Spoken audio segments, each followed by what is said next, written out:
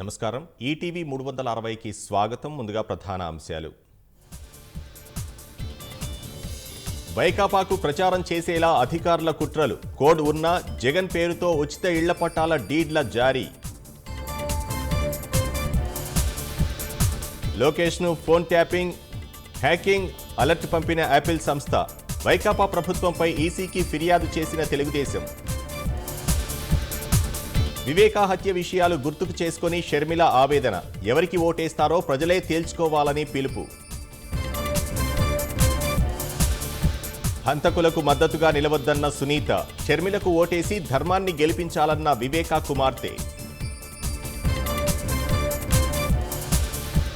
చంద్రబాబు, పవన్ కళ్యాణ్ మలివిడత పర్యటన ఖరారు. 16, 17వ తేదీల్లో ఉమ్మడిగా ఎన్నికల ప్రచారం.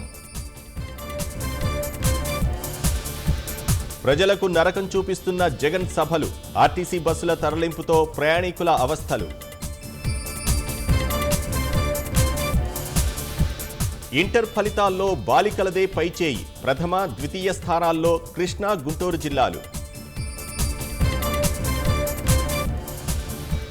సార్వత్రిక ఎన్నికల 3వ దశ నోటిఫికేషన్ విడుదల.